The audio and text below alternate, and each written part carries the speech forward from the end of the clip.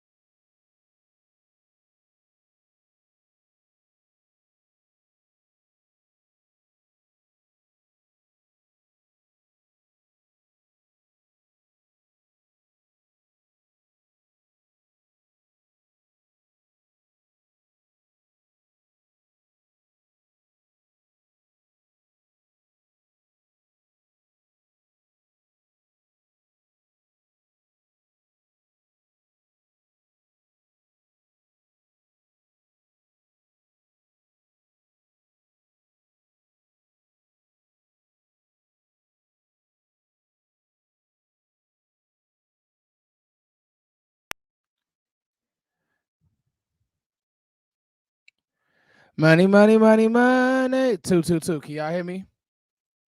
Thumbs up in the chat. Thumbs up in the chat. Thumbs up in the chat. How we doing? Can everybody hear me?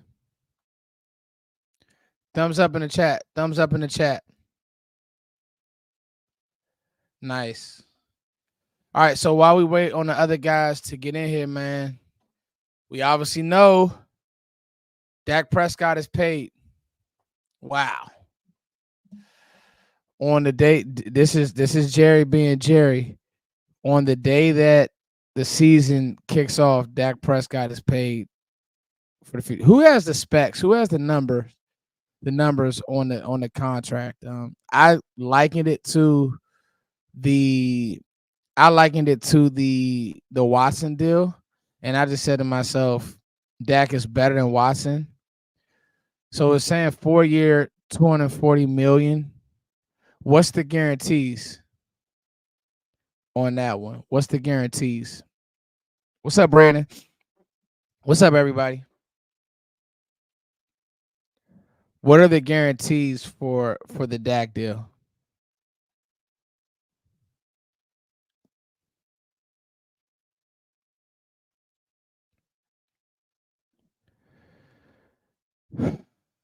Does anybody 231? Okay. So 231, that's the guaranteed money. Not bad. Not bad at all. I mean, darn good. How we feeling? Like, I haven't went live in a long time. How are we feeling? Are we excited? Are we I don't like it? How we feeling, chat? Talk to me.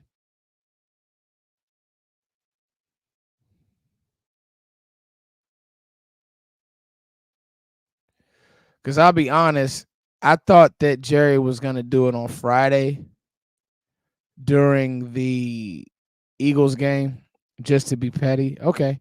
That was a jolt needed. Okay. For me, it is what it is. Yeah, I'm with you, Brandon. Like, I thought that Jerry would do it on Friday during the Eagles game.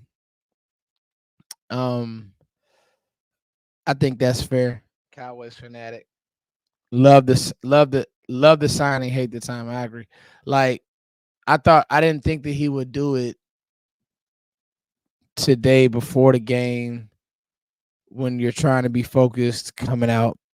Um, but I also it's one of those things. It's like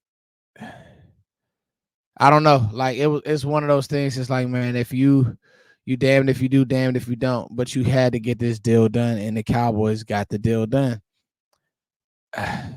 I I never really thought there was a chance that Dak wouldn't be in Dallas. I thought some of it was just posturing. Some of it is it's negotiations. But when CD said like CD basically came out and said like, bro, there's no way that I'm gonna play in Dallas and Dak won't be here. And I think that's real. Like I think that's how this Cowboys organization and like they want to keep those two married at least for the next 5 years. And we got to be honest, like that's that's the league now, right? Like where are you going to get a good quarterback at, y'all? if you weren't gonna sign him, Oakland would have made him. Not Oakland, Las Vegas would have made him the highest signed quarterback ever if you didn't sign him. So it's just like, you know. But anyway, so on this supercast, guys are gonna be popping in and out. I'm waiting for VOCH, a few of the other YouTubers to pop in. But really, I just want to talk my thoughts. I haven't went live in a while. And I'll be honest with y'all. I haven't just sat and just talked to you guys about football. So the Dak deal's done. We obviously know that we have a big game today. Will this mess up the focus of the Cowboys? Will this deal being done mess the focus up of the Cowboys? Like, it's an interesting one. I really want to know, will this deal being done mess up the focus of the Dallas Cowboys? I don't know if it's a yes. I don't know if it's a no. I want to hear from you guys. Like, will Dallas be focused game one?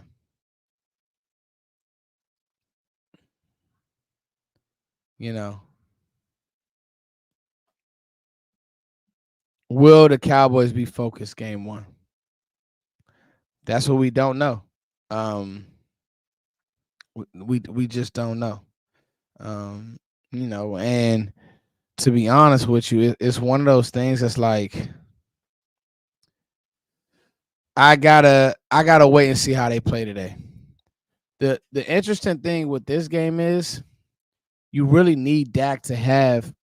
You really need with this game. You need Dak to be who you pay all this money that you just paid Dak for. You need to be. He needs to be the guy that you paid this game, because this is one of those games where I don't think that you just have better personnel. Like, you need him to be that guy now, right? And I'm just like, it's one of those things. It's like, because when you look at the Browns personnel and you look at their corners, like, hey man, this is why throughout the draft it was my constant sentiment was, hey, let's maybe look at just exploring the world of getting another receiver. Hey man, we may need help in the receiving room. Hey man, we may need this. We may, you know what I mean? Because you may need another weapon. You may need another weapon. Well, guess what? Game one, you need another weapon. Like, you need somebody else to step up and make plays.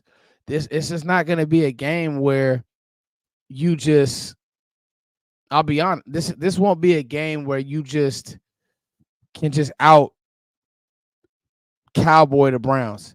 They're physical. They have everything you need. So I'm telling y'all now, Jalen Tolbert, all this camp talk, Jalen Tolbert has to be good. He has to be good. Right now. Like, game one. Let's go. I don't want to hear, oh, no. Tolbert needs to be good right now. And that'll be one thing that I'm watching for in this game. Another thing that I'm watching for is defensively. Okay. Talked about the offense a little bit with Dak getting paid in the whole nine. Now, when we talk about this defense, I really want to know. I just want to know, because, you know, I compared it to the Watson deal. Well, it's so funny. Watson is basically, he's been a pumpkin. What's a pumpkin, Foots? You know how a pumpkin just like isn't you know, like how a pumpkin to me isn't, like, it's like not a fruit, not a vegetable. It's just a thing.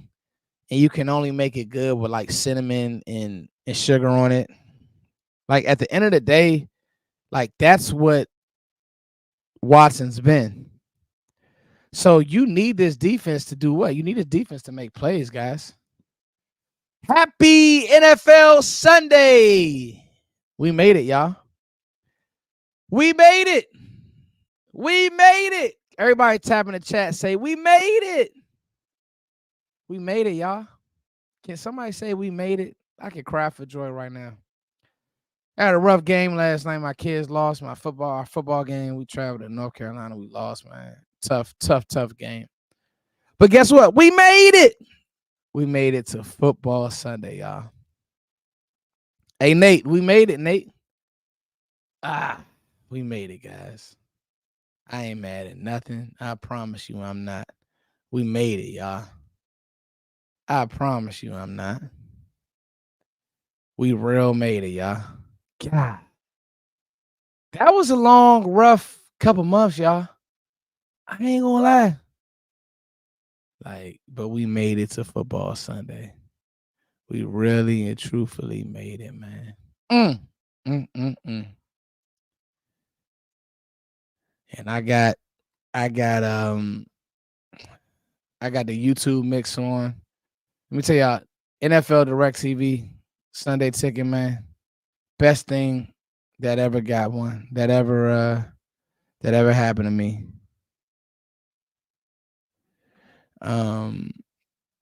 Best thing that ever happened to me, man, was YouTube Direct TV. The best thing that ever happened to me. Can y'all believe that we made it? I don't think y'all understand just how happy I am. Why would the Giants wear those jerseys, y'all? Are they crazy? Why would they wear those jerseys? Why would the Giants wear those jerseys, y'all? Why?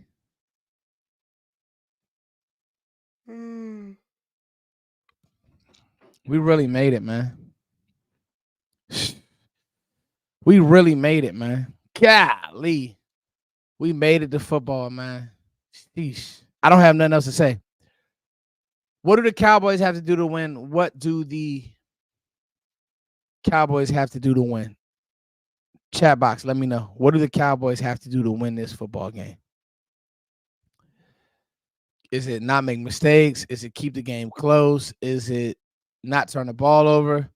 What do the Dallas Cowboys need to do to win this football game? Somebody let me know. What do the Dallas Cowboys need to do to win this football game? Big Dow, stop the run. I agree. Stop 95. I agree.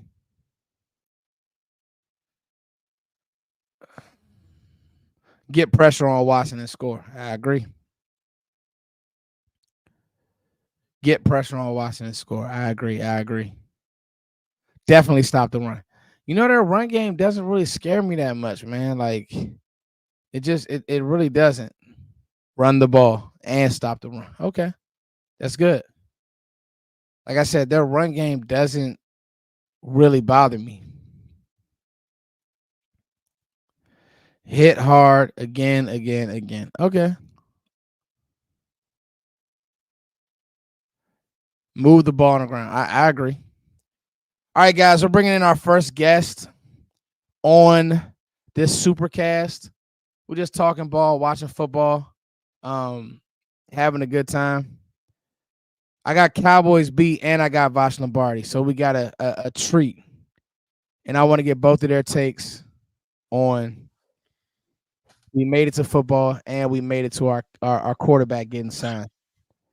This is a treat, man. Man, you better drink some damn coffee and get your energy up and quit playing with me, dog. I ain't got that long. I got to hit these streets to go get this pregame show over at DLLS, but I love Foots to Pieces, so I'm going to tap in for a little while. I'm not going to come up in here and your ass sounding like you just rolled out the bed, wipe the coal out my eyes, see who's this paging me and why. Dak Prescott just got his money. You better stop playing with me. Hey, you know what's crazy, VOCH? Huh? I've been on here for about an hour just talking. They probably tired of me. Well, not an hour, but I've been on here for a little while. 15 minutes, man. Quit lying so much. I see the number up there. It's been 15. I feel like it's been an hour because I had to drive back from North Carolina last night after a game. But see, you brought the energy. I'm trying to it up. VOCH, give me What's your up? thoughts on the quarterback being paid, and then we'll get to Chris. What's up, Cowboys beat? Yeah, what up, Foots? Thanks for having me on, bro. And VOCH, what's going on, my friend? I'm a big fan of your work. It's nice to work with you, my friend. What's happening? What's happening? You know what I'm saying? You know, one day we'll, tap in, get something done. Salute. But yeah, man, Foots, quarterbacks get paid. This is the market, you know what I'm saying? Mhm. And I thought something that was odd is that the contract was for 260 and the guarantee was for 251. Go ahead and guarantee the whole contract because that's gonna take them all the way to year 4 anyway, Foots. But yeah, that's just what the going rate is, you know what I'm saying? And then when Joe won a little money and when Brock won a little money and Hurts is probably gonna want a little something different. Pat's probably going to come to the table. Josh probably come back. Dak will be the 7th highest paid quarterback, and it won't matter. Deshaun Watson making 72 next year, and he garbage. So Crazy. So you know what I'm saying? Just this is when quarterbacks are their best. These years between 29 and like 35, that's when quarterbacks typically go into their prime, and they tear it up at this time. So yeah, pay Dak for the last few years of his eliteness. You know what I'm saying? So yeah, makes sense to me. Nah, I completely agree. I honestly, I just think the timing, like it wasn't bad time. I just was like, I thought it was gonna happen on Friday. What did you think? I was just like, wow, I didn't realize that this would happen on game day. Is that how do y'all feel about that? Please. Hey, so one thing I want to say, VOCH said Hurts in one of those names. Hurts is going to go into that office after his performances, and Howie Roseman's going to be like, "Shut up, bitch."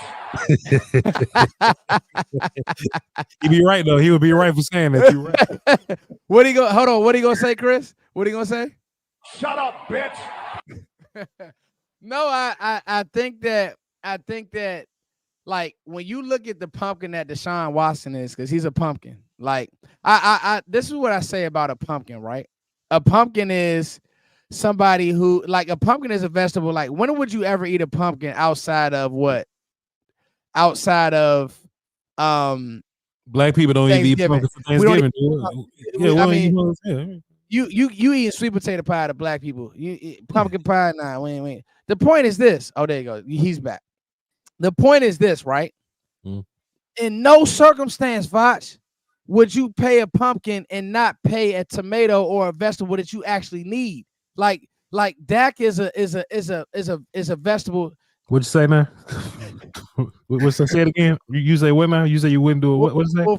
Well, for me, it's kale because that's my favorite veggie kale. You know, it got all them good nutrients and all right. And it's not a third. Maybe he's not a tomato. I want to say Dak's a tomato, but the point is this, right? I look at it and I say, Dak's better than over half of the quarterbacks in the league. Yeah. We can all say on this chat, watching everybody talking, that he's a top 7 quarterback. Second in all pro, second in whatever you call the damn thing, second in MVP or whatever. So yeah, he top 2 until proven otherwise, Foots. So you have to, like, that's the going rate. These guys, these quarterbacks, sorry, bro. These quarterbacks don't be good. And at the end of the day, I think that one thing I love and appreciate about our community is, like, we get to the low, like, sometimes it's the quarterback, sometimes it's the defense, sometimes it's other things. And so right now it's, you have a faction of people, well, you're stuck with him for 4 years. That's not, like, what's the problem with that? You know what I mean? Like, go ahead, jump in, Chris. Well, I was going to say, so this is a 4-year extension. He has 1 year left on his contract, so he's going to be here for the next 5 years. And one thing to add to this, though, Foots, is, like, we talk about this team and the investments that they made. They made an investment with CeeDee Lamb. I look at draft picks, no matter what round they are, as investments. Some investments are bigger than others. And I look at the way they've built this roster and the investments they made, and I say, hey, these guys are entering their prime. Do you want to go into an era of your football team where you have all these, elite level players at their prime with Trey Lance at quarterback? No. So because of that, and if it's not Trey Lance, okay, you start over at the most important position in football. That's just not a smart idea. So that's the main reason why I said, hey, even if you're not a big fan of the quarterback, he's way better than any of the options that you have. And when you look at the percentage of the cap that he's going to be taking up and compare that to what he was taking up when he signed that $40 million per year contract. I think it's like 23.5% he's taking up right now compared to 22%. And the cap's going to go up. And the Cowboys cap, the way that their cap looks over the next few years here is still very healthy. They're going to be able to add, or they're going to be able to re-sign a lot of these guys that they've drafted. So, you know, the mistake would have been not signing Dak Prescott. And I think that would have been a big time mistake, because we've seen teams have really good rosters, but not have a quarterback. We have two teams in our conference, both Philadelphia and San Francisco, that are struggling with that right now. And their ceilings are going to be limited because of their quarterback situations. Yeah. I mean, one could argue, like, I think people were like, well, this roster isn't better, but I'm like, maybe it is. Like, what if we get down the line and we have young players playing high reps for us, VOCH, Chris, and we're like, man, you know what? Maybe one of these running backs is an upgrade over Pollard. Maybe one of these defenders on the back end is an upgrade over such and such. Maybe our linebacker core is better. So I think that does lock into what you're saying, Chris, about, man, you know what? Like, the roster just kind of like needed to clean up in certain ways. So it's not really all, like, we put everything on the quarterback, but he's just the engine. You need the whole body, the whole car to be clean. You need the whole everything to work. Let's transition to Browns. Do we got any more thoughts on the quarterback, y'all, before we move forward? Nah, man. If you are a team that got talent and you ain't got quarterback, then you the Raiders. Nobody wants to be the Raiders. Nobody wants to be the Giants. Who, by the way, VOCH would have gave Dak more money had he hit free agency. Of course, well, they one more thing. Oh, I'm sorry. No, go ahead, Chris. You got it. One more thing about like this roster. One thing that I don't think people brought up over this offseason is that, like, yeah, we might not have lost as many guys as we did last season, but at the same time, that draft class that we had last year, it just didn't contribute this past season. And we've seen in years past, like the 2022 season, they got production out of their rookie class, and that was able to mitigate some of the losses that they had in that offseason, which, by the way, the 22 offseason, I think, was worse when it came to losing talent than this past offseason. But I mean, if you hit on this rookie class on top of adding guys like Kendricks, Joseph, Phillips, maybe Carl Lawson, we'll see what he does. But, adding those guys on top of the draft class that you could potentially have, where you have guys contributing compared to last year, where that just wasn't the case, that could potentially be a good thing for this football team.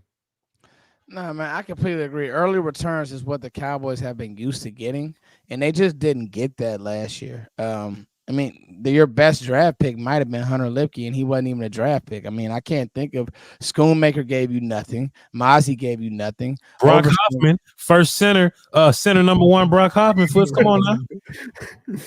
That wasn't he was with Cleveland, man. Yeah, but that's right. Yeah, but I mean, the point is, so all right. I want to let you guys go because I know we want to watch football. But before I do, give me your final takes on the Browns. You guys can take as much time as you need, guys, because I want to know. So this is two. I got one question, and I want to get to you guys. Will this be a distraction in today's game? I've kind of seen that floating around, guys, and I don't know, like, why would people think that'd be a distraction? It's kind of silly that we even had to talk about this, but I wanted to get your guys' take. Like, would that be a distraction, VOCH? Chris, would that be a distraction? I'm giving Foots a phenomenal show. If Foots gave me $50 prior to me tapping in, I would have given him an even more phenomenal show. You know what I'm saying? And I mean, Dak's I see what you're saying. Dak's the most mentally tough quarterback I've seen. You know what I'm saying? Like, just what he's had to deal with just in his own personal life and just being a Dallas Cowboy quarterback. The fact that he ain't gone damn crazy says a lot about his mental toughness. But I think if we all got a raise, we going to work and we gonna do a little better. So I don't think that this is a distraction. What's he gonna do? Like, leave and go shopping or something? Nah, Dak's fine. Well, what I don't understand is, like, people said, like, oh, these contracts aren't done in training camp. That's a distraction. But when the contract gets done, oh, it's going to be a distraction. It's like, all right, I guess it was just going to be a distraction either way. But no, like, when it comes to this Browns game, one thing that I'm very interested to see is that, the Browns, I think they played cover one man at the second highest rate in the NFL last year outside of Dallas. A lot of cover one. And Dak against cover one is like the best quarterback in football, arguably, statistically at least, is the best quarterback in football. So while like one thing that I saw with the Browns defense is they're a very good unit. They're very talented, but there are some games that I looked at and I was just like, I kind of looked at them sideways. Like the Rams game with Stafford. For me. Yeah. The Stafford game, or the Rams game with Stafford, veteran quarterback, similar to Dak, the Colts game and the Texans game. So, while I think that this is probably going to be the Cowboys winning 24-12, and I think it's probably going to be like 17-12 late, and then Dallas puts one in the end zone to pull away, it wouldn't completely shock me if they put like a big number on the Browns. It would shock me if they put a big number on the 49ers. So this isn't just like a Cowboys homer thing. It's just the matchup that is presented here. Absolutely. VOCH? I mean, if you think about the Jets game last year, right? Like it was this tough defense versus offense that you think can't keep up with your offense. You know what I mean? As long as you can overcome that defense and make that offense that ain't better than your offense play offense, I think you'll be fine. As long as you can overcome the Browns defense, I don't think Deshaun Watson wants to get into a foot race with nobody over here. So just score early, be efficient, don't turn the ball over, score early, you should be fine. I think one of the things that I'm watching for in this game, and I thought y'all both made great points, is like, I don't know if there's been a time where the Cowboys have played like a game one. Well, okay. We've had it probably, I would say maybe that San Francisco game where Kaepernick was at quarterback, where it's like we're playing a really good team early and on the road. A lot of times Dallas is at home versus the Giants. I just feel like every year we play the Giants week one. I don't know what the NFL is like. But I think this is the best thing for the Cowboys. Play a good team early, VOCH. Play somebody who gonna hit back in the mouth. And so now you can see early, hey man, Guyton got something. Okay, maybe Guyton got beat, but then he bounced back. Like I want to see all of those type deals, right? And I honestly, I think that I don't want to sit here and say that Guyton won't get beat. But I think we've spent all week talking about Guyton, because that's what we do, right? That's what all of us in this space do. We talk about the matchups. I just got a feeling he's going to be fine. Like I got a feeling that he's going to make a few plays, that he's going to make some mistakes. I also got a feeling that he'll get out on pin pull because he's so athletic and run VOCH. He'll down block on Miles a few times, and he won't kill him. He'll just wall him off enough to get him off balance. And I think that our run game will and I think it's just going to hit. Like, I just have a good feeling. You have to run the ball this game. If you go out there and you try to throw the ball 35 times, you're going to lose. You need to run the football. You need to keep them playing forward because, like, Chris made a great point with that cover one. Hey, that's play action heaven, but you have to run the ball. I'm 34. I'm okay with 2nd and 6. Let's live in that lane. So that's how I feel. Guyton to be fine, lean on 4. My bad. Go ahead, Chris. Oh, no, you're good. One thing that I want to bring up with the Guyton and Myles Garrett thing, if Cleveland wants to keep Myles Garrett on Tyler Guyton's side, I think I'm okay with that because Tyler Guyton, here's the thing. Tyler Guyton's a freak athlete and Myles Garrett's a freak athlete, and I'll take the freak athlete against the freak athlete. Terrence Steele is not that. I think that Terrence Steele struggles with power, and when you talk about an edge rusher that's as powerful as Myles Garrett, who can turn speed to power, that's where I get a little worried. And I'm actually more worried about Terrence Steele than I am Tyler Guyton, me personally. Even though I do have my concern about both guys, it's significantly more apparent with Terrence Steele. That's a fantastic point, Chris. And that's one of those that really nobody's talking about. Like, Steele didn't play his best football last year. I think that's all clear. Like, I mean, we all know that. And a lot of it was what? The injury. That's going to be something to watch. Now, I'll say this. I haven't really had much, like, bad or heard much bad from Steele in training camp. We got a goat in here, VOCH, so I got to hold you a little bit longer. This is No way. Hey, What's good with you, Law? what's good, baby? What's good with y'all, man? Come on with it, man. Oh Shoot. man, Law just in the party. What's good up? Yeah, I just want to say This what's is good. when I say this is a super cast, man, to get my brothers to come through. Such a blessing. Law, you are such a blessing. You don't even know it, VOCH. I know you got to go in a second, so if you got to Where you going, man? Where you going, man? Where y'all going, man? I just got here.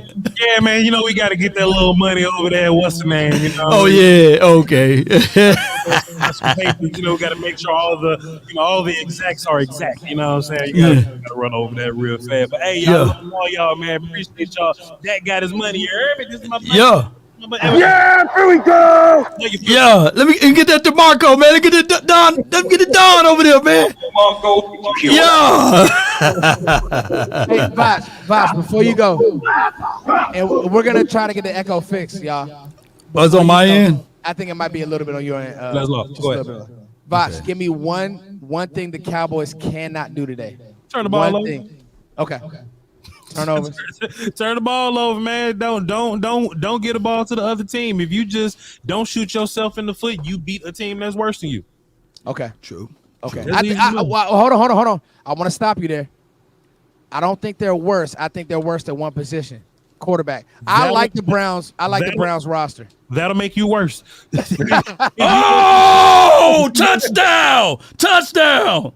Who are you watching, Law? I'm watching the Houston versus the Colts. Law gambling. Who scored? Yeah. Who scored?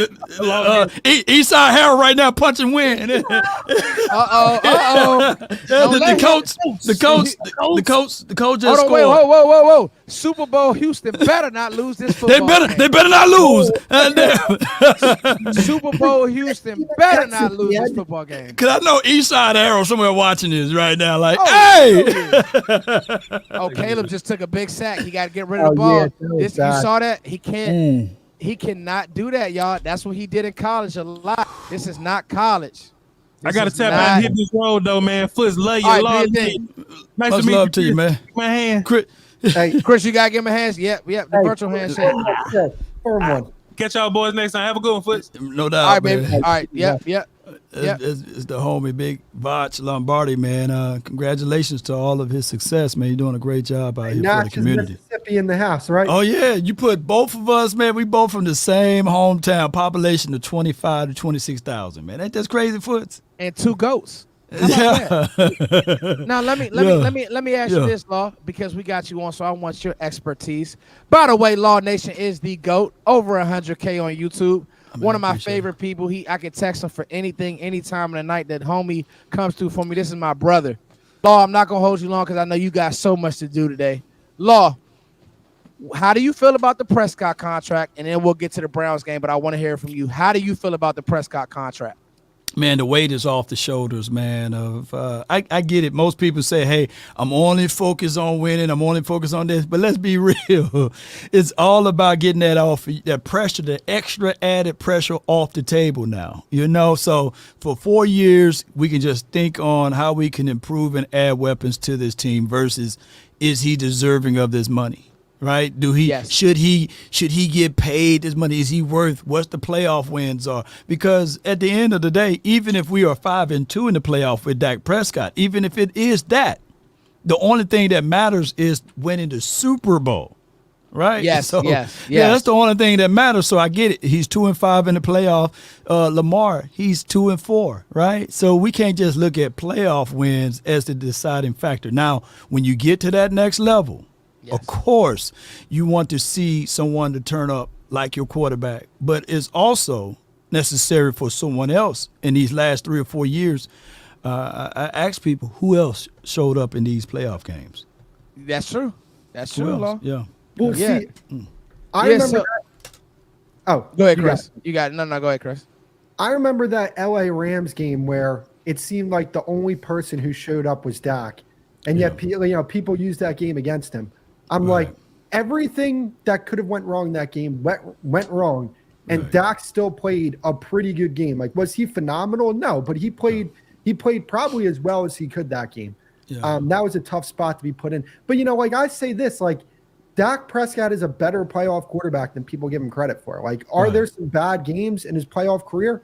For sure. Yeah. But I can also point at some really good games he's had as well in the playoffs. Even though, the team lost, like, wins aren't really a quarterback stat, in my opinion, right? And like what I find funny is like when we compare Dak to these other quarterbacks, Hurts, Lamar, people say, oh, well, Dak has a 2-5 playoff record. But I'm like, oh, wait, Lamar has a 2-4 and Jalen has a 2-3. And I got something for Jalen Hurts, by the way. Like people say like, oh, well, that first game for them doesn't count. That was their rookie season. That was their first year as a starting quarterback. And I'm like, so then why does Dak's first game? Well, Dak's first game as a rookie, he played really well. So clearly somebody's capable. On top of the fact that Jalen Hurts is 0-3 in the playoffs when his defense gives up more than 7 points. That's besides the point. No, like you are paid based off what you do. That was a nice jab, Chris. That was a slick one. Don't tell too many people that. Yeah, that's a good one. That's a good one. Keep going, Chris. I didn't mean to stop you. Keep going. That's good. No, Keep cooking. No, you're good. You're paid based off what you do in the regular season because that is a majority of the sample size that you get. Now, you want more playoff success, no doubt about it. But Jeff Kavanaugh says this all the time. We have about like 100 games of data on Dak Prescott. And there are, 3 or 4 games in there in the playoffs. Granted, biggest moment, that's a fair criticism, where he hasn't played well, but that doesn't take away from like 70% of his games where he played really, really well, on top of the fact that I don't think he gets enough credit for how he has matured as a pocket passer. This is a guy, like coming into the league was, he wasn't necessarily a mature passer coming out of Mississippi State to where I would say now, name me the quarterbacks that you could definitively say are better pocket passers than Dak Prescott. Or better at the line of scrimmage, Chris. Yeah. Or better at the line of, bro, did you guys watch the Belichick podcast that he had? Belichick. You sent it to me, Chris, and it was really insightful. Yeah. We got another goat in here. Yeah. Dun, dun, dun, dun, dun. I got it right here. What up, my man Law? Hey, Chris. What's up, bro? Chris. Hey, you got him. You got him, Law. You got him, Law. Yeah. Hey, but Chris, I want to let you get back to that point. But I just got to say this. You talking about a hard-working brother. Hey, Law, this brother is promoting fights. This brother, I used to follow those twins that AKOYE is training. I'm like, dog, you training them? Yeah. Dog, what No, I don't don't you even do? train them. I just promoted them. I ain't training Okay, them. you promote. Okay, I thought you was training. Okay, but Wow. I know that I you ain't tapped training. in with him, AKOYE. Like this Oh dope. yeah, for sure. I catch you and Chris's stuff all the time. Cowboys beat. Man. Like Chris y'all crazy working. boy, man. That's my guy, man. Yeah. Okay, hey, listen. Hey, Law. Let me tell you something about Chris. Chris is an Eagles killer. Wow. Oh, bruh. He got There the. you He go. keeps it. He keeps it. He don't play with him. But Chris, go ahead, continue your point, and then I want to get to AKOYE, and then I want to get back to Law on the Browns. But finish your point, Chris. Yeah, no, like when we talk about the pre-snap stuff, in that Belichick podcast, where by the way, he like the entire time they're only talking about the Browns-Cowboys game. So once we're done here, you guys got to, the people who haven't checked that out, go check that out.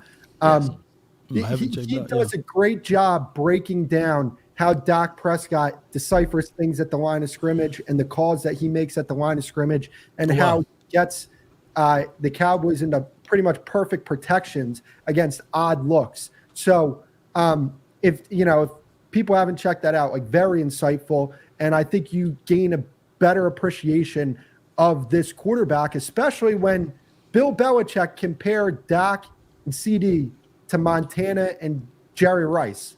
Now, yes, I think that Bill Belichick knows a little something about football. And for him to say that, I don't think that's just nothing. Just a little bit. Just a little bit, huh? AKOYE, Dak Prescott is now your quarterback for the next 4 years. How you feeling, buddy?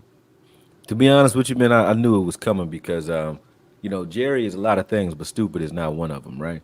And at the end of the day, even if he doesn't want to do it, he understands it was a matter of length. I don't think it was a matter of probability of whether or not what happened. So I knew a deal was coming. I just didn't know when And I really did think that they were going to try to get into this season without shoring that up. But the fact that they did it when he did it, I think him and Dak probably understood prior to, like, hey, we're going to do it, but we want to make it have the greatest marketing impact that it can have.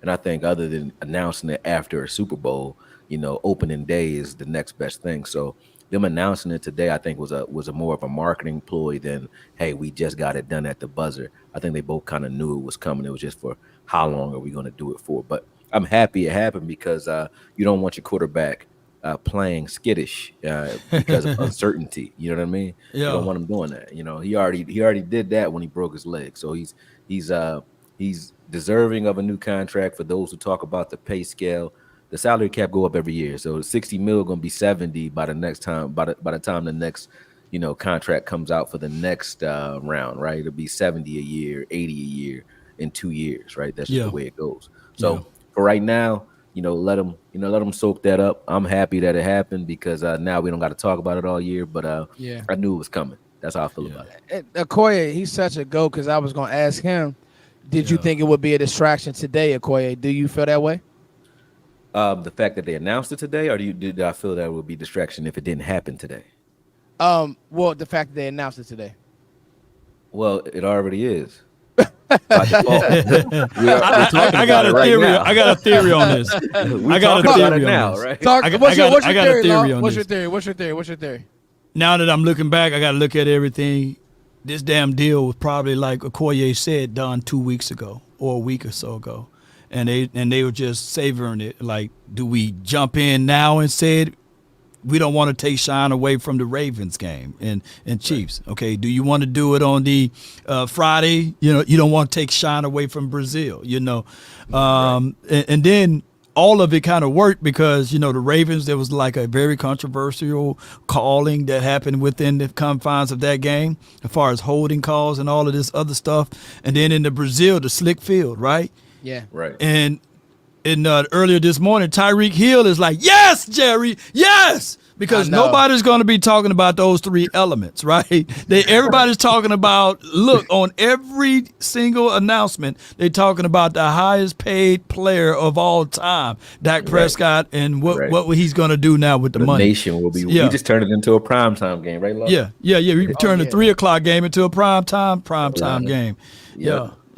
So. Yeah, I completely agree. And I think, one of the things that I think is like, if you can't play in Dallas, if you can't deal with distractions, it just is what it is. I mean, it just builds a different type of person. Okay, Law, let me ask you, what can the Cowboys not do today when it comes to the Browns? Let's start with defending the Browns. I want to talk about their offense. I got a few thoughts, but I haven't tapped in with you about just how you feel about this Browns offense, Law Nation. Most certainly, I had 2 things on my wish list this offseason. Can we stop the run and can we run the ball? Game is won or lost down in the trenches.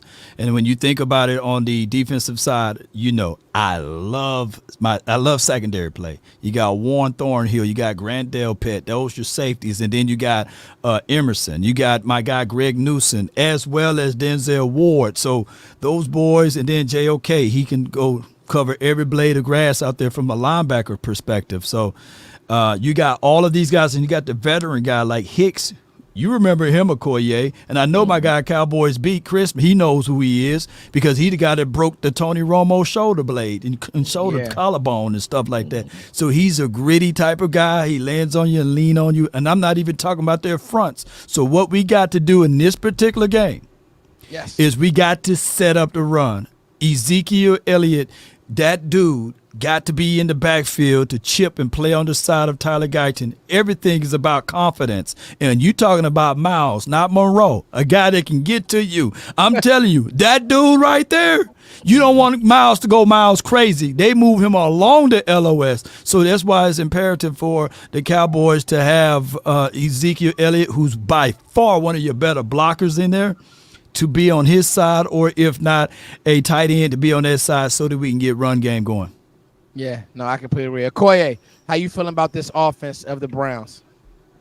I feel like if you want to beat the Browns, we got to make them one-dimensional, make them a solely running team, and the way you do that is by keeping Deshaun in the pocket. Don't let him get out of the pocket so they can become more dynamic in the passing game. I think if you make him play from the pocket, is he going to be effective to a degree? Yes, but most running quarterbacks, him included, are not guys that put that back foot down and let that ball go. They like to improvise. If watching Lamar Jackson and Hurts is any tell of how to deal with your traditional running quarterback, is keep them in the pocket and turn them into cerebral guys that have to do it from the pocket. And I think if you do that, they'll make some plays in the air, but not as many as they'll make if he gets outside of that pocket. So I think that's how you beat the Browns. And the good thing is Zimmer is slated for doing just that. When you watch his years against Aaron Rodgers, that's what he would try to do. He forces quarterbacks to hold the ball longer than they would like, which means he doesn't need your traditional pass rush to get there in half a second, because he can collapse pockets and force guys to just stand there until that A gap collapses at some point. So that's what I want to see. I think that's what we will see.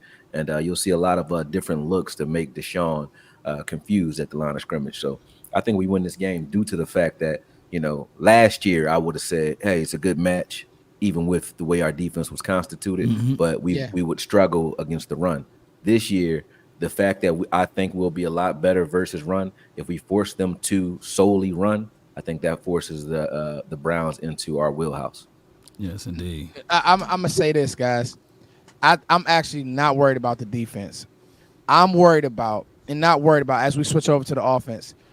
My sentiment, Law, you know this because we talked a lot draft-wise, right? I need to see another receiver step up.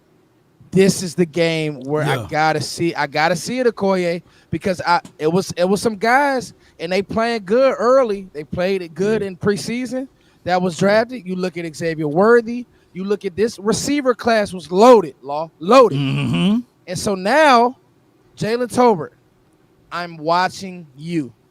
You're gonna be manned up. Eyes are going to CD. Eyes are going to Jake Ferguson. They have the horses to do just that. They can defend us like that. I know, Chris, what you said about the cover one thing, but here's the deal.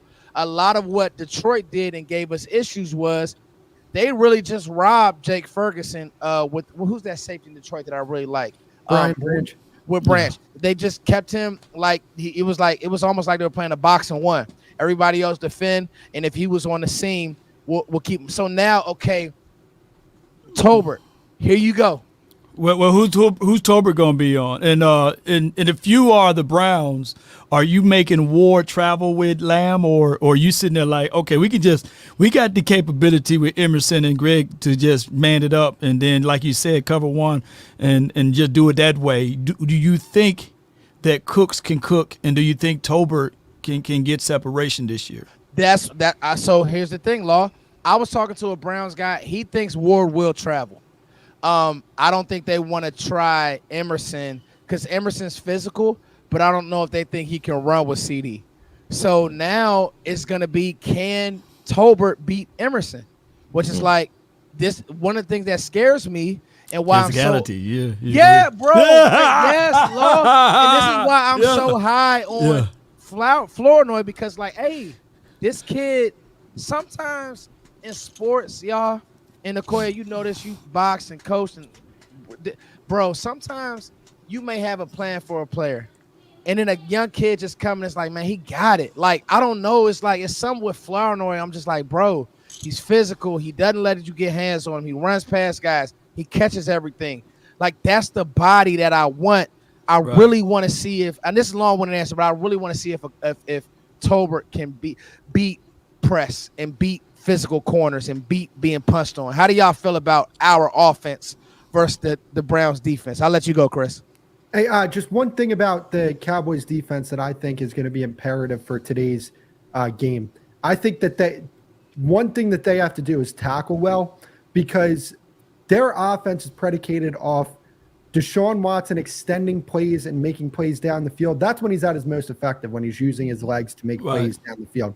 And a quick trigger for them is Njoku on that flat route. He likes to get the ball, turn the ball upfield. If you're not squaring up and tackling him, that's going to be a problem. You have to bring these guys to the ground, both of them to the ground. And I think that if you can do that, that's going to, that's going to take away some opportunities for them to make big plays, in my personal opinion.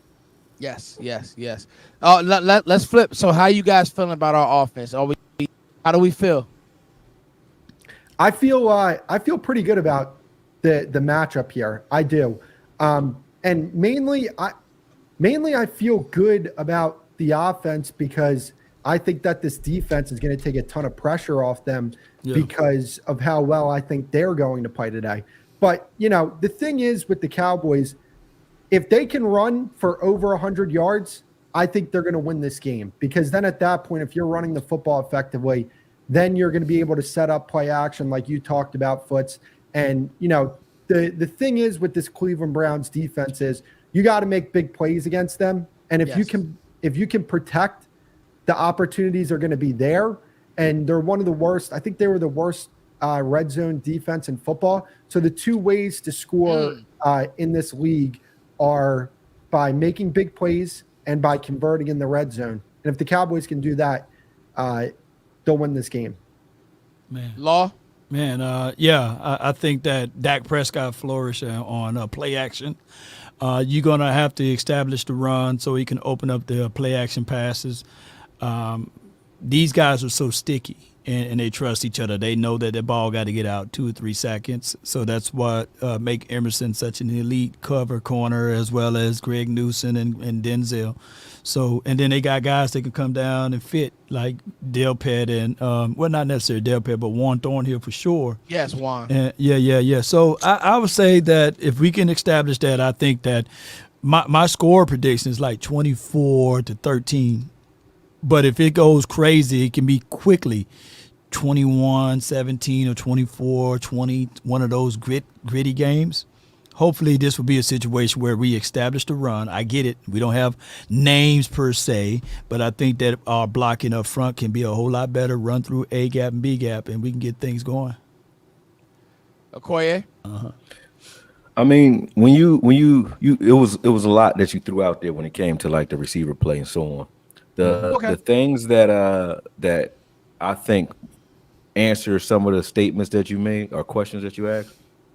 The fact that CeeDee Lamb didn't play in training camp means that automatically the chemistry between Dak and Tolbert, Dak and Cooks, Dak and even Flournoy and those receivers are far better than they were at this time last year because CD wasn't there and Dak got a lot more time with those guys, right?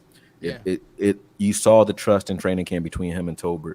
I think him and Cooks can only get better than they were last year. I think they were okay last year, but they have to take a step forward at this point due to familiarity. And then Flournoy, like you said, has that it factor, right? Where his ceiling is, who knows? But right now, his floor seems pretty high. So that's a good thing as far as offensively. As I said, though, our offense last year, as it was, I thought was good enough to win a game like this, right? But with the additions of a healthy offensive line that can also take care of business in front of them one-on-one. Everybody on this offensive line now can deal with anyone that's slated in front of them, both in the run game and hopefully Guyton will show us what he can do as far as pass protection against Miles. But I wouldn't be mad if he gave up one because he's a rookie. You know what I'm saying? But at the end of the day, I think this offensive line is leaps and bounds better than it was at this point in the year, at any point in it last year, right? That slated with the run game, with a run game that Dak can rely on, you know what I mean? Because I said this last year, I said it on my show, I said it earlier today too. When was the last time Dak hasn't had to win a game? That he could say the run game won the game or the defense is winning this game for me. All I have to do is not lose it like he was in the rookie year where he just couldn't lose the game for you. I mean, Zeke was going to win for you. You know what I mean? The defense was going to win for you if they were going to win. Dak just couldn't lose those games. Whereas since his injury, I think Dak's had to win almost every game. So those 12-5 seasons that we've had consecutively 3 years in a row, out of those years, right, there hasn't been many games where Dak hasn't had to put it on his shoulders and win a game. Well, that's one of the things that Cam Newton tried to bring up last year when he was looking at the sample size, because week 1, week 2, we played against the Giants and the Jets, and it appears that this defense was like world class, unbeatable, right? So they were saying that Dak Prescott, he is a what do you call it? A game manager. He's the ultimate trainer. game manager. Yeah, the ultimate guy. So, and You know, here's my take on this. I don't mind being labeled as a game manager because I've seen Troy Aikman manage the game. I'm old enough to remember Tom Brady managing games and ultimately winning. So, but to your point there, it's the bigger games we talking about, AKOYE. They're like when we playing against those teams that's above 500 per se. When is it that our defense show up and shine and take turnovers and takeaways? When do someone else alleviate the pressure? And it hasn't been. It hasn't been. Yeah. When you look at the biggest game of the season last year, which was the Super Bowl, tell me that Mahomes was on fire that whole game. He wasn't. He won in spots. He won when it counted. But he wasn't carrying that team. The defense was. You know what I mean? So at the end of the day, Dak needed that, hasn't had that. So now I could give him a fair assessment. I can give him a fair evaluation because he does have help. And I think that people a lot of the fans let that go over their heads because of all of the all-in talk. They didn't talk about the fact that we shored up the offensive line. We shored up the running game, I think, because of the amount of backs that we have and the amount of talent that we have in the backfield, going out and getting Linval Joseph and Cooks late in the offseason or late in the training camp. Look at things. I think they've given an honest effort to say we're going to address the things that hurt us last year, and now they just have to go out and perform and stay healthy. As long as they do that, I think the Cowboys are going to be a surprising team because we're all together different already. With just a running game and a good offensive line, we're a lot different. And you're going to see that Dak was masking a lot of the things with the pre-snap reads that he was making last year. A lot of the things he was doing above the shoulders was making that offensive line look a lot better than they were one-on-one. Now, with a real stout offensive line in real time, Dak's only going to get better. No doubt. And I want to I'm sorry, Futz. No, good. You got it, Chris. Go ahead. So when we look at this offseason now, when we look at it in its totality, because the offseason ends at 425. That's it. So here's the thing, right? You extended Dak and CD.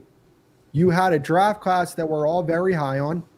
You added multiple pieces that I think make your team better and actually, strengthen up weaknesses when it comes to, not just the guys that are coming off injury in Overshown, Diggs, Stevens. But when you look at, Joseph, Kendricks, you're going to be better against the run with those two additions on top of drafting a Leafau and Overshown. And I forgot Phillips as well. You're going to be better running the ball in short yardage now that you have Ezekiel Elliott. So when you take all those things into consideration, I understand the players that they lost. Take the whole offseason into consideration and look at it like that. It's hard to say that the Cowboys didn't have a good offseason when you look at it in its totality right now. I'm going to say this.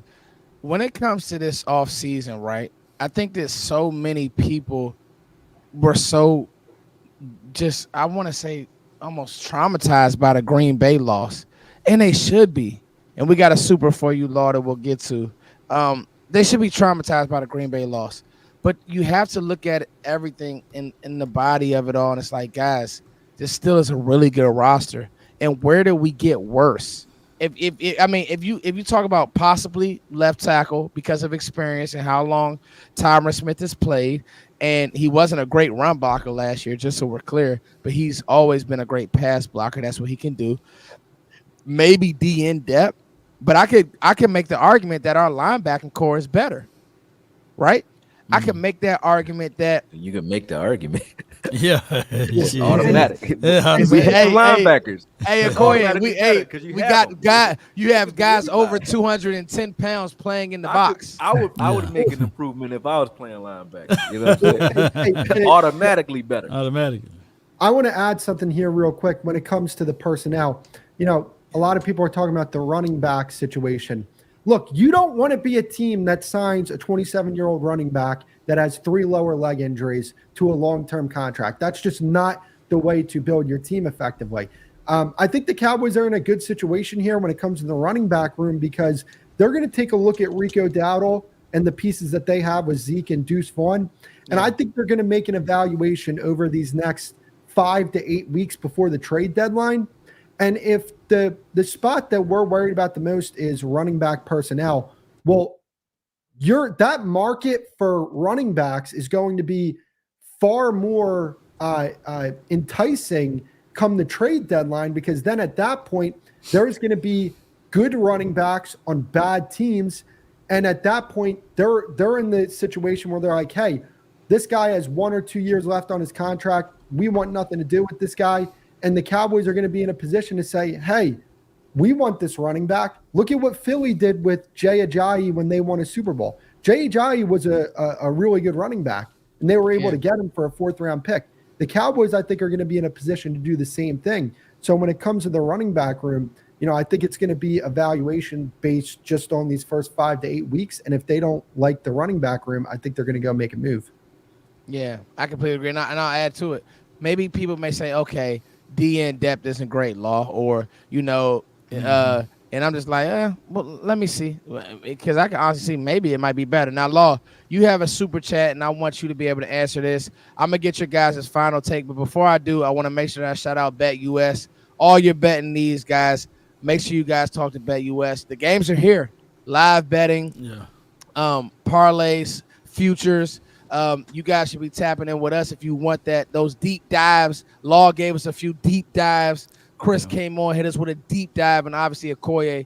Listen, it's been a great supercast, and I don't want to hold you guys too much longer. Law Nation, this one is going to read it out. Most certainly. Okay, go ahead. You got okay, brother Law, brother Law. Just curious. I'm happy for Dak, but do you know, or do we know, if the trade clause was lifted? In this case, do we go? In this case, we go out again in the first round. So I guess he's saying, no trade clause. If we lose again, blah blah blah. But it's like, why are we even thinking like that? But Law, I'll let you answer, because you're good with that information. Most certainly. Normally in cases like this, the clauses are still on there. There'll be one way to trade them. You sign them to $100 million and then say, hey, we trade them. No. So the trade clause will still be on there. If I'm Todd France, I'm still putting the no franchise tag at the end of it just in case. So you got to be at this point to sign a person north of $250 million.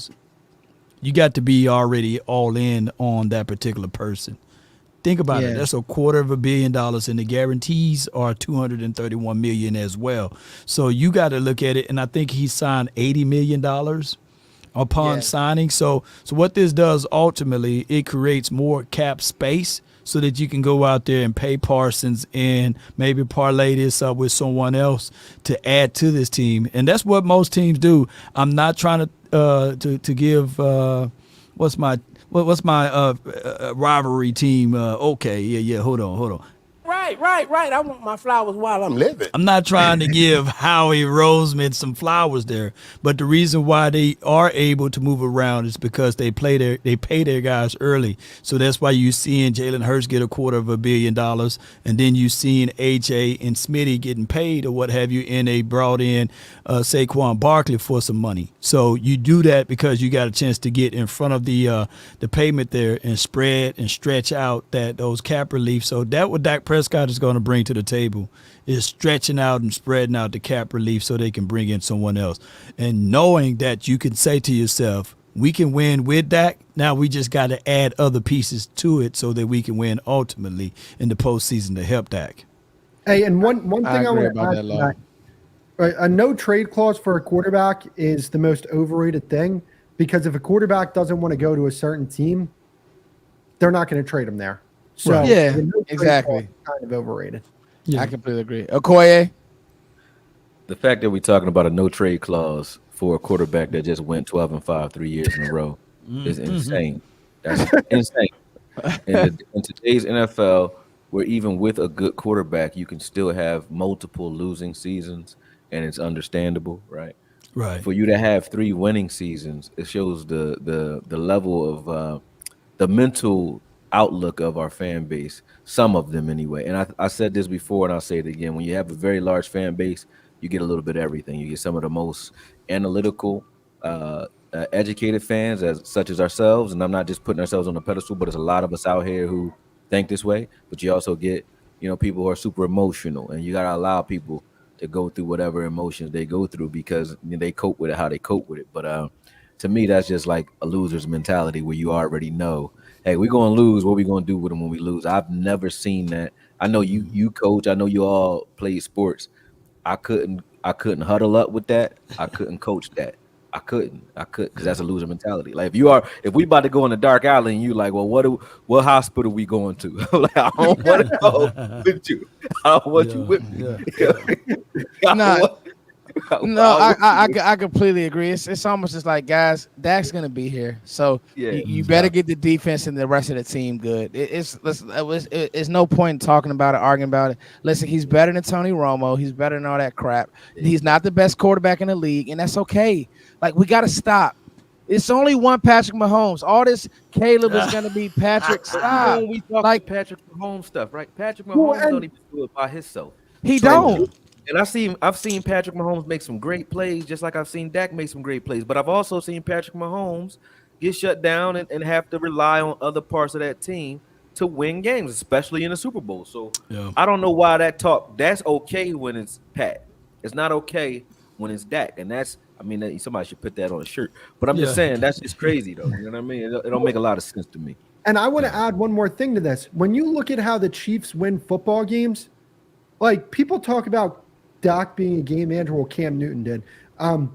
When you look at how the Chiefs win, they win with defense, Pat Mahomes managing the game. Great and defense. Time for him, great defense. And when it's time for Pat Mahomes to make plays, he makes plays. Here's the thing, like with the Chiefs, I think, delude a lot of the NFL because teams will play a close game with the Chiefs and feel like, oh, we're right there. When in reality, you're not right there. That's just how the Chiefs win games. They win ugly, and then Pat Mahomes makes plays when he needs to make plays. But overall, he manages the game for a majority of the game, lets the defense hold up, and then, like I said, makes plays in spots. Yeah, I mean, one of the key plays in the Ravens game versus the Chiefs, it was a fumble.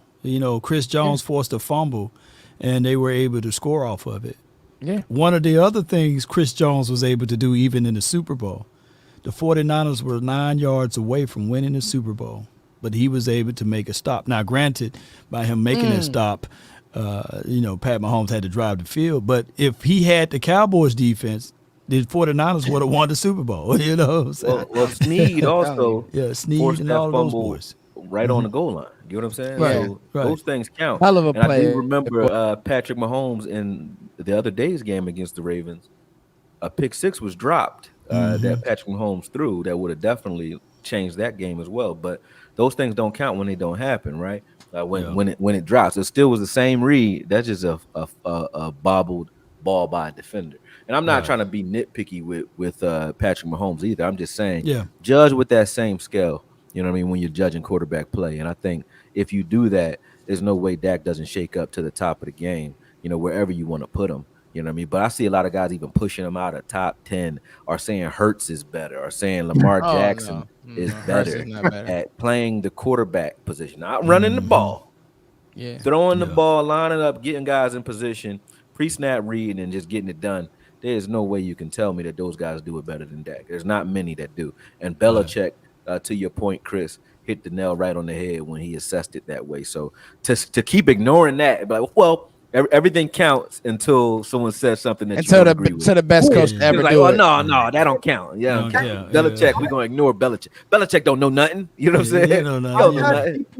I've showed that to people, and they're like, oh, well, Belichick wasn't good on that. I'm like, all right, dude. Here we go. Right, he's a defensive coach that knows. He shut down that. Yeah, what he did to that Rams offense in that Super Bowl when they were putting up 50 a game. I mean, he knows offense. You can't be a good defensive coach and not understand. People are crazy. Yeah. So let me say this though. And people fail to realize, JB, the Cowboy fan, says, well, Pat Mahomes won back-to-back Super Bowls with a tight end. Like Travis, when he finished, he's gonna be one of the greatest tight ends to ever live. You know what I'm saying? And on top of that, you got to understand, in every Super Bowl that Pat Mahomes won, the first two Super Bowls, you can clearly say, what was that running back was able to do? People would not even bring up his name because they're going to forget the running back, but they will always remember the quarterback. And on top of that, the second Super Bowl when they played against the Eagles, didn't you guys remember Kadarius Toney? He was able to flip the field and go 70 to 80 yards. Yeah, they probably don't even win that Super Bowl. So it takes a complete team. Yeah. And that's what people fail to realize. And I'm not even saying Kadarius Toney is a guy that you can look back at and say, hey, he's world class. He's somewhere on the streets right now looking for a job, I believe. So it takes a complete team, ladies and gentlemen. Well, I'm going to say, here's the thing. Oh, I'm sorry. No, go ahead, Chris. Jump in. One thing that I want to bring up is, like, when you look at some of the quarterbacks in the league, pocket presence to me is something that means a lot, just because great pocket presence isn't common in the NFL anymore. Dak Prescott, top 3 in the league in pocket presence, because I want people to understand this about pocket presence. Pocket presence is tied to accuracy, because pocket presence is tied to footwork. Footwork's tied to accuracy. Yes. And I want people to understand Dak's last year, Dak was number 1 in the league in most on-target throws in football. That is a film-based stat. That's not just a base stat like yards per attempt. That's something you watch on tape and you document. Is that an on-target throw? Yes or not? Right. Yes or no? And I think that people don't value how important pocket presence is to the quarterback position and how few quarterbacks in today's game really have it. And the fact that the Cowboys have a quarterback who is at the very top of the league in that aspect is fantastic. And one more thing I want to add is it does feel good to be on the side of a controversial argument with people like Bill Belichick and Aaron Rodgers. So if Bill Belichick isn't good enough for you, is Aaron Rodgers good enough? Does he not know the position either? But some guy with a gut and a Kelly Green Eagles jersey is going to tell you that he's the shooter. He's shooter. I love Chris. Chris the shooter. All right, so guys, I want to note this, man. Brought to you guys by BetUS. Thank you guys so much for the Supercast. I know you guys got a lot to do today. I know AKOYE will be smacking film. Chris, I know you'll be hitting topics. Law will be doing everything, and I'll be doing the same. I want to ask you guys this, and to your Dak point also. I don't think that people understand just how good this offense will be year 2 with McCarthy. I love Mike McCarthy. I'm a Mike McCarthy fan, so I'm gonna just say that. People call me a homer. I like Big Mike. I know he gets a lot of flack. Garrett's teams never look like this. They never adjusted. We had CD capped with Kellen Moore. And Law, you text me something. Well, you text us something about just give it time and you'll see the real issues with Kellen Moore's offense. Just give it, and you're right. So, like, we had him capped. He would have never had that year with Kellen Moore, ever. I'm telling you that. So I really like Big Mike.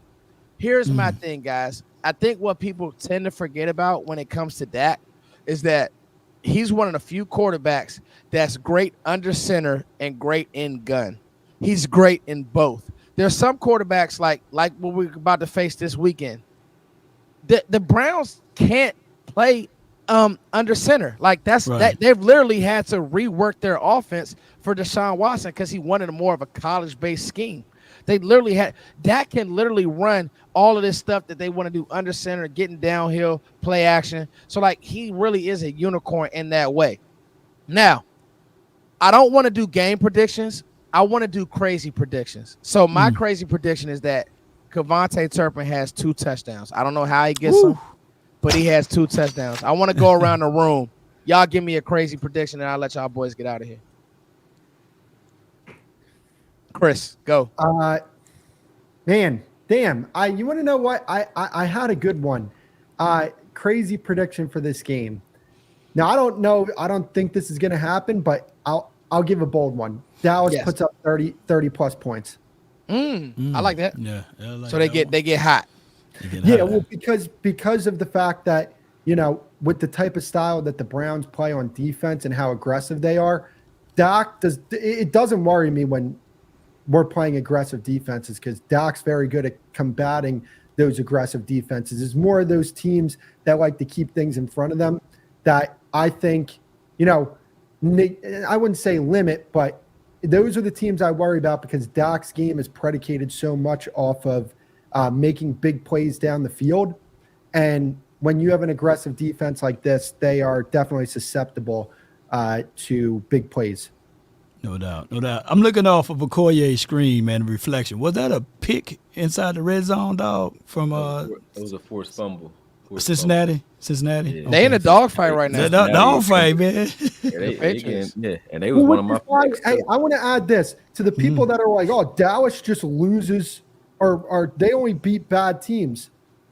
Okay, there are really good teams in football that lose to bad teams. That's that's nothing to look past. Being able to handle your business. Don't set up the excuses though. Let us sting. Yeah, let them sting on them. Well, it's a sign of good coaching because the guys are consistently ready. And one thing about the McCarthy thing that you talked about, Foots, is that this team, offensively at least last year, it feels like they were pretty much always ready in those games where it's like, we got to knock this team out outside the Cardinals game. But they're like, hey, we're going to knock this team out. We're going to knock them out early, and we're going to play the type of game that we want to play. Now, it's going to be imperative on the Cowboys defense this year to be, more stout against the run, because if that's the case, I think that's going to take that's going to accelerate the pass rush, right? Like when it comes to pass rush personnel, it might not be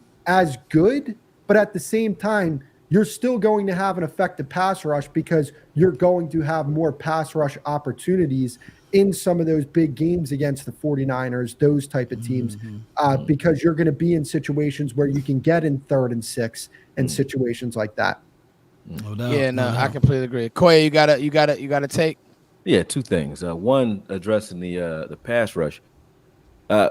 Zimmer sets it up so that you automatically get, better at the edge when it comes to pass rushing. Even those interior guys who aren't traditional pass rushers get there because he runs coverages that force quarterbacks to reset their clock. So your first option isn't there. You're going to hold the ball a little longer, or he's going to force you to throw a ball at the guys that you don't want to throw at, like a Diggs. Like you used to see when T. New was over there in Minnesota.